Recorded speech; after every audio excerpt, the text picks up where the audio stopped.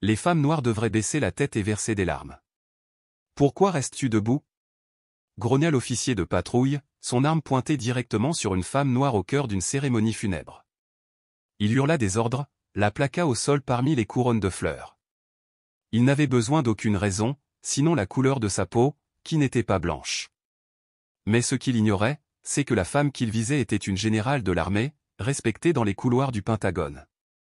Cette fois, la loi ne se rangea pas du côté de l'uniforme. Elle choisit l'honneur. Quand un uniforme devient un masque pour dissimuler la peur, qui osera prononcer le nom de la justice? Ce matin-là, le cimetière national d'Arlington était enveloppé d'une brume légère, comme un voile blanc posé délicatement sur un chagrin encore suspendu dans l'air. Le drapeau national flottait à mi-mât, alourdi par la brise fraîche du début mars. L'atmosphère était si immobile que le bruit des bottes des soldats foulant l'herbe sèche semblait trancher le silence tendu comme une lame. Une rangée de chaises recouvertes de tissu noir était alignée sous l'ombre d'un vieux chêne, où la famille du soldat tombé s'était assise, droite comme des mains refusant de plier. Les enfants portaient des uniformes miniatures. Les adultes ajustaient leurs médailles, et chaque regard convergeait vers le cercueil drapé du drapeau, au centre de la zone cérémonielle.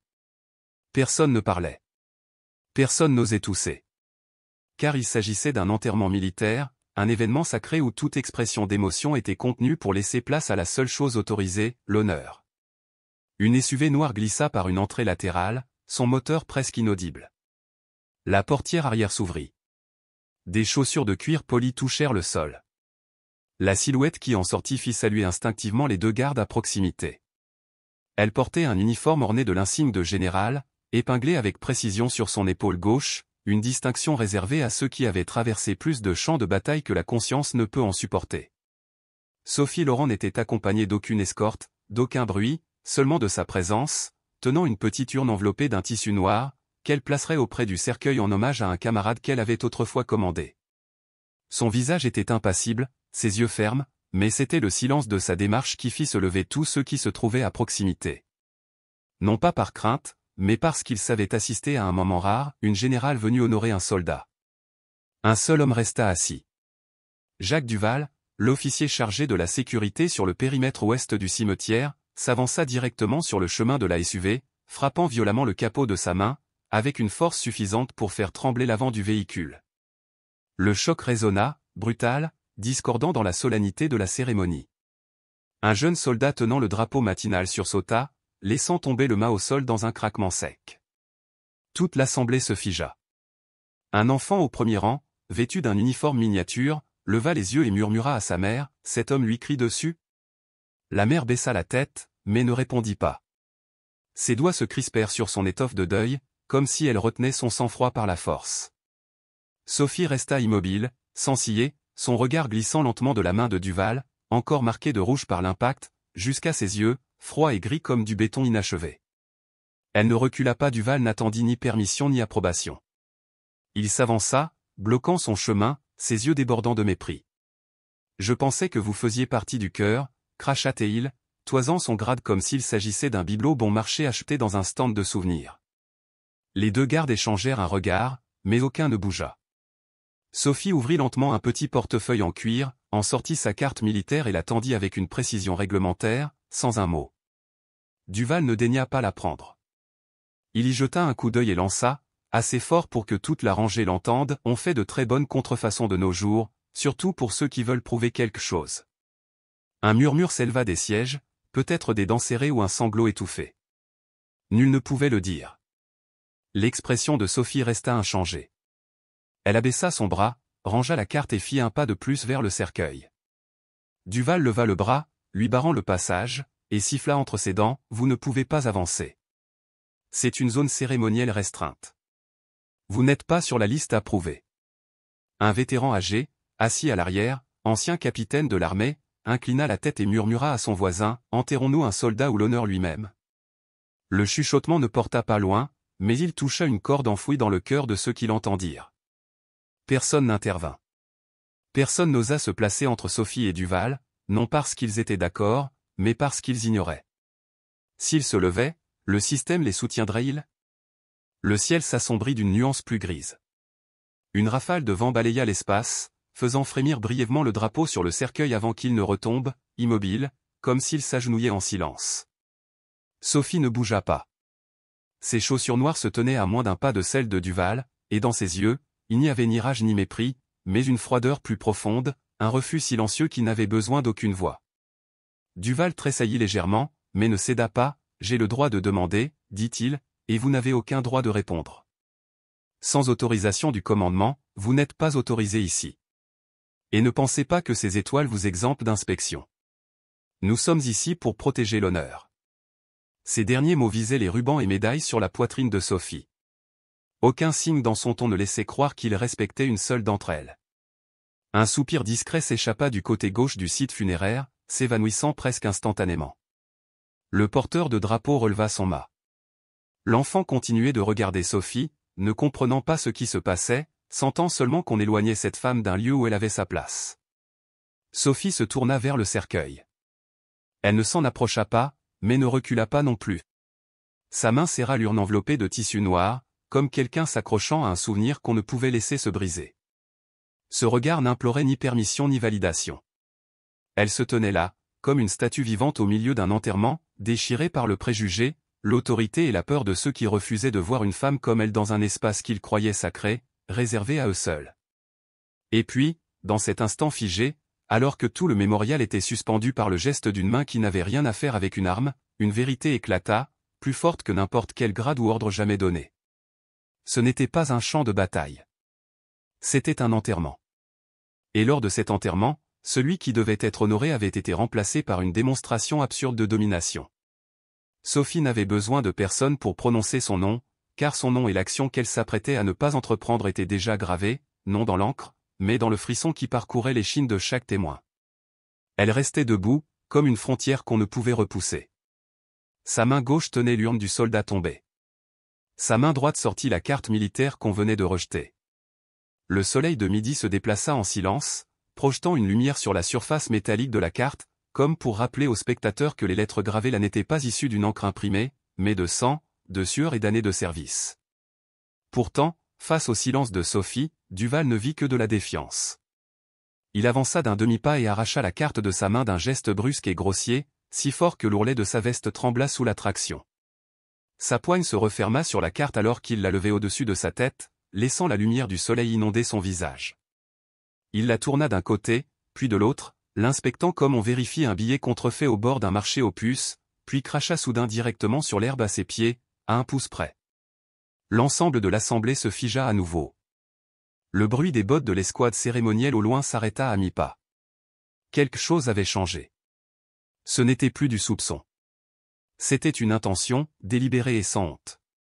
Un jeune soldat sur le flanc gauche, un homme blanc à accent grave peine 20 ans, cheveux coupés ras, médailles encore impeccables, se pencha en avant, avançant d'un demi-pied comme s'il allait parler. Mais la main de son supérieur se posa sur son épaule, pressant doucement tandis qu'il murmurait 4 mots brefs, pas encore le moment. Le jeune soldat se figea, non par peur, mais par compréhension. Dans l'armée, pas encore le moment, n'était pas un ordre. C'était un avertissement, toute action hors du script avait un prix. Et celle qui payait ce prix à cet instant était une générale, debout face à la gueule invisible d'une arme nommée doute. La carte d'identité restait dans la main de Duval. Il ne la rendit pas. Il la tint à hauteur des yeux, la penchant d'un côté à l'autre, puis ricana. On fait de bons faux de nos jours, dit-il, assez fort pour que les caméras du périmètre l'enregistrent. Dans des endroits comme Baltimore, Chicago, ça grouille de ça. Ça semble vrai si on plisse les yeux, mais les gens qui ont besoin de prouver qu'ils comptent achètent toujours ces trucs, surtout quand ils ne peuvent pas gagner leur grade par mérite. Son ton n'était pas fort. Il ne criait pas, mais la manière dont il appuyait sur les consonnes finales, comme des bottes de cuir écrasant du sable, faisait de chaque mot une lente et froide entaille. Derrière lui, dans les buissons à gauche de la zone cérémonielle, où un groupe d'étudiants en journalisme observait avec des caméras portatives, un téléphone commença à diffuser en direct. L'angle était parfait, capturant le visage de Duval, sa prise sur la carte, l'urne dans la main de Sophie et le regard direct qu'elle posait sur lui. Personne du groupe ne pressa le pas. Le faible signal 4G brouillait l'image, mais en 4 minutes, la diffusion en direct apparut sur un forum militaire sous une légende rouge éclatante, un flic interroge une générale 4 étoiles en direct lors d'un enterrement. Sophie Laurent ne dit toujours rien. Pas de réplique, pas de justification, pas de réaction. C'est précisément cela qui rendit l'atmosphère encore plus hantée. Elle n'avait pas besoin d'élever la voix. Ce n'était pas une femme qui avait besoin de crier pour être entendue. Au lieu de cela, elle s'avança, face à face avec Duval, assez près pour que son souffle atteigne son col. Ses yeux, ni froids ni en colère, portaient un regard qui donnait à celui d'en face l'impression de se tenir devant un miroir, forcé de se confronter à lui-même, dépouillé de grade, d'insignes et d'excuses. Sa voix s'abaissa, non par faiblesse, mais avec la certitude que ce qu'elle allait dire n'avait pas besoin de volume pour porter. « Vous ne doutez pas de la carte, dit Sophie lentement, chaque mot aiguisé comme une lame.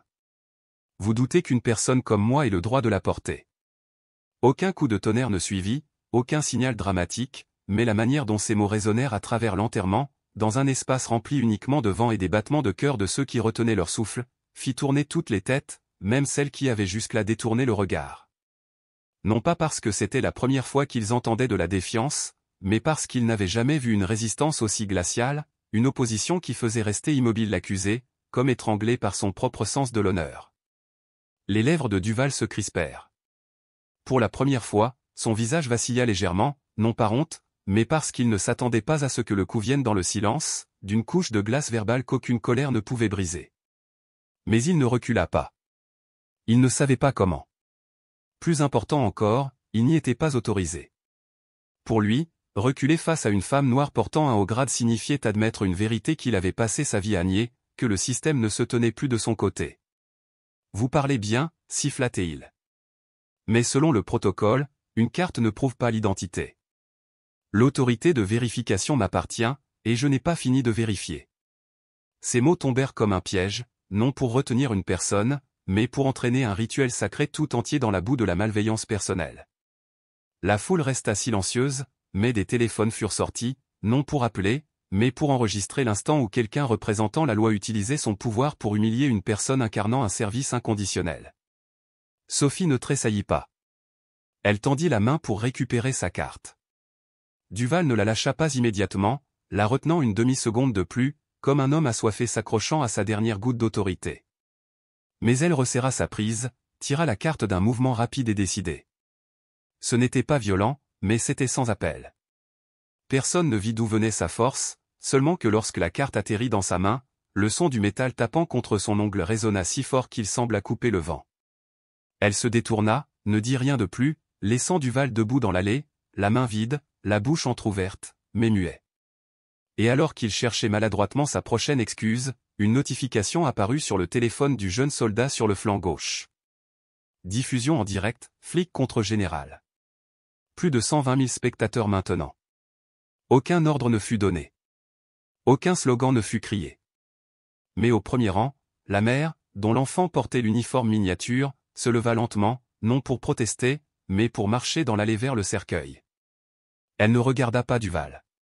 Elle ne regarda que Sophie et hocha la tête, comme pour clore quelque chose qui n'avait plus besoin d'explication, comme pour initier un nouveau rituel à la place de ce qui aurait dû être sacré.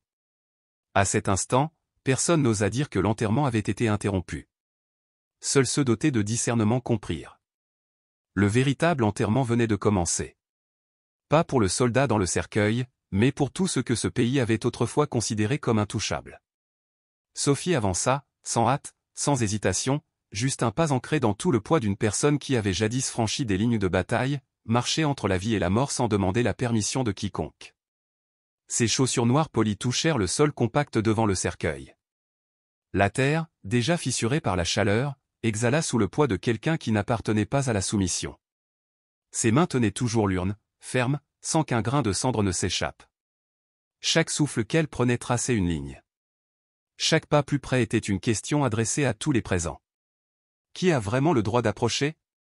Duval cligna des yeux, puis grogna, abandonnant le sarcasme pour un registre pleinement menaçant. Arrêtez-vous tout de suite. Sa voix traînait comme des chaînes de fer sur du béton. Personne ne vit quand ses doigts saisirent la crosse, mais lorsqu'il dégaina son glock de sa ceinture, le raclement métallique déchira le silence sacré d'un enterrement militaire comme des ongles griffant du verre. Froid, strident, et si déplacé qu'il sembla briser la cérémonie elle-même. Tous l'entendirent, mais personne n'y crut. Sophie n'avança pas, mais ne recula pas non plus. Elle tint sa position, face à face avec le canon désormais pointé sur sa poitrine. Aucun vent ne passa, pourtant le drapeau national au sommet du cercueil frémit légèrement, comme pour rappeler qu'au sein de l'immobilité de ce cimetière, la seule chose vivante était l'honneur, et il faisait maintenant face à un canon. Un mouvement de plus, et je considérais cela comme une menace, siffla Duval, le bras rigide. L'enterrement retint son souffle. Personne n'osa parler. Personne n'osa bouger. Chacun attendait, non pour voir ce qui se passerait, mais pour savoir qui serait tenu responsable de ce qui arriverait. Puis l'impensable se produisit. Il cria, non parce que quelqu'un résistait, mais comme le dernier rugissement de quelqu'un réalisant qu'il avait perdu le contrôle. J'ai dit, arrêtez. Le volume fissura l'air, rompant la gravité de l'enterrement. Son cri était si fort que le portrait au-dessus du cercueil vacilla, puis tomba de son support, se brisant au sol. Le verre se fendit, le cadre s'ouvrit, et la photo du jeune soldat mort à une frontière lointaine roula sur l'herbe jusqu'à s'arrêter aux pieds de Sophie. Chaque regard s'accrocha à cet instant, comme des doigts agrippant une falaise. Au cœur d'un enterrement, un soldat était mort à nouveau, non sous le feu ennemi, mais par l'effondrement de la dignité. Un lieutenant à gauche de la foule réagit par instinct et cria « Tout le monde en arrière ».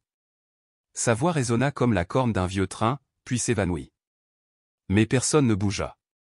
Personne n'osa reculer. Non parce qu'il n'avait pas entendu, mais parce qu'il savait. Reculer maintenant signifiait accepter qu'un policier puisse brandir une arme dans un cimetière militaire sans que personne n'agisse. Un homme blanc en uniforme, portant le grade de colonel, debout juste à côté de Duval, s'écarta lentement. Il ne parla pas. Ses chaussures glissèrent sur le bord de la zone pavée. Ses yeux ne regardaient ni Sophie ni l'arme. Il fixait le cercueil, comme pour se rappeler pourquoi il était là. Pas pour soutenir Duval, mais pour rendre hommage à quelqu'un mort pour son pays. Sophie ne tressaillit pas. La photo à ses pieds reflétait le visage du soldat tombé, celui qu'il avait appelé commandante, qui lui avait confié sa vie. Elle ne se baissa pas pour la ramasser, non par manque de respect, mais parce qu'à cet instant, baisser la tête serait mal interprété pour toujours. Elle ajusta légèrement sa prise sur l'urne, s'assurant qu'elle reste droite. La terre sous ses chaussures était sèche et craquelée, mais sa posture ne vacilla pas d'un millimètre. Pas de halètement, pas de regards implorants, juste sa présence.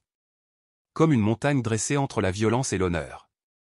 Elle regarda Duval droit dans les yeux et parla, calme, clair, sans besoin d'élever la voix. Elle savait que dans cet air immobile, chaque mot percerait l'armure d'auto-illusion qu'il portait.